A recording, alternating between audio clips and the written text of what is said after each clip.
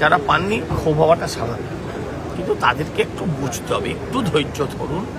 সরকার একটা দুটো লোকের জন্য নয়, হ্যাঁ, কয়েক কোটি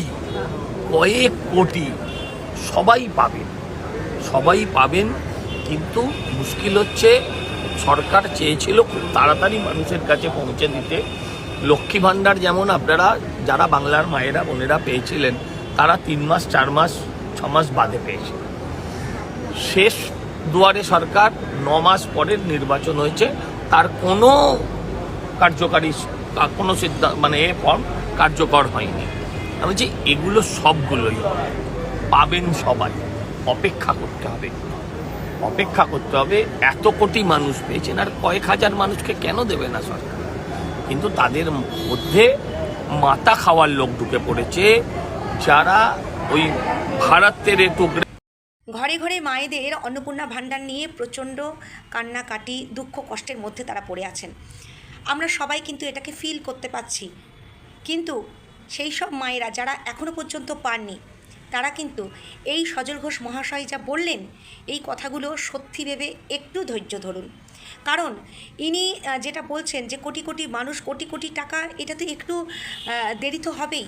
হয়তো এমনভাবে ভেরিফিকেশান হচ্ছে, যারা তৃণমূলের এখনও ক্যাডাররা রয়েছে, তারা হয়তো এমন এমন জায়গায় পাইয়ে দিচ্ছে টাকাগুলো, যার জন্য হয়তো আপনাদের কাছে এসে পৌঁছচ্ছে না।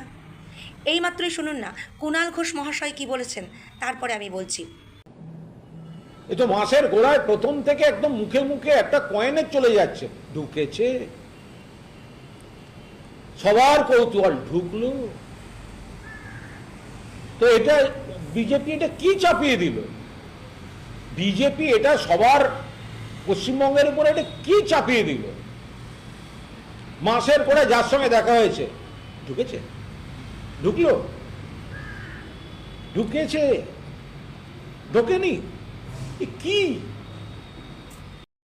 এই তৃণমূলের ক্যাডাররা দেখতেই পাচ্ছেন, এই কুণাল ঘোষ প্রথম থেকে কত দুর্নীতির মধ্যে দিয়ে জড়িয়ে এসে আজকে এই জায়গায় এসে দাঁড়িয়েছে। তবুও ইনি কিন্তু এখনও পর্যন্ত শোধরাননি। যেসব মায়েরা পাচ্ছেন না তাদেরকে ভালোভাবে বলা, এটা কিন্তু ইনি করছেন না। ইনি কিন্তু সমানে আমাদের সোশ্যাল মিডিয়ায় এইসব ভিডিওগুলো ছেড়ে বা মিডিয়ার মাধ্যমে ভিডিওগুলো ছেড়ে সবাইকে উস্কাচ্ছে। আপনারা এই মানুষটির উস্কানিতে কোনো রকম কান দেবেন না। এরা ভালো মানুষ নন। দেখলেন তো, তৃণমূলের লোক, তৃণমূলের যে নেতা, আসল নেতা মমতা বন্দ্যোপাধ্যায়, তিনি যেই পড়ে গেলেন, প্রত্যেকটা তৃণমূল বিধায়ক যারা ছিল আগে, প্রত্যেকটা তৃণমূলের সদস্য যারা ছিল, তারা সুরসুর করতে করতে বিজেপির মধ্যে ঢুকে গেল।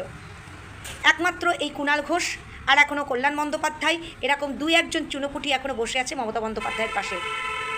তাছাড়া কিন্তু প্রত্যেকেই বেরিয়ে এসছে বিজেপির মধ্যে। তাহলে বুঝতে পারছেন এদের স্বার্থটা কোথায়। যে মানুষ দুটো তৃণমূলের সঙ্গে জুড়ে রয়েছে, এই কুণাল ঘোষ, কল্যাণ বন্দ্যোপাধ্যায়, এই মানুষ দুটো সারা জায়গায় উস্কিয়ে বেড়াচ্ছে। আর যারা আজকে বিজেপির মধ্যে ঢুকেছে, তারাও কিন্তু সৎ নয়, কখনোই সৎ নয়। কিন্তু কী ক্রাইটেরিয়া আছে এটা আমরা কিন্তু সাধারণ মানুষরা জানি না, তাই ওপর অনেক রকম কথা বলে ফেলছি। যাই হোক, এই রকম ধরনের উস্কানিতে আপনারা কেউ কান দেবেন না। দয়া করে একটু ধৈর্য ধরুন। আপনাদেরকে নিয়ে কিন্তু সরকার ভাবছে, প্রতিনিয়ত ভেবে চলেছে, এখনও ভাবছে। যে সরকার 3 মাসের মধ্যে এত কিছু করে ফেলতে পারে, সে সরকার অবশ্যই আপনাদেরকে দেবে। আপনারা একটু ধৈর্য ধরে বসুন।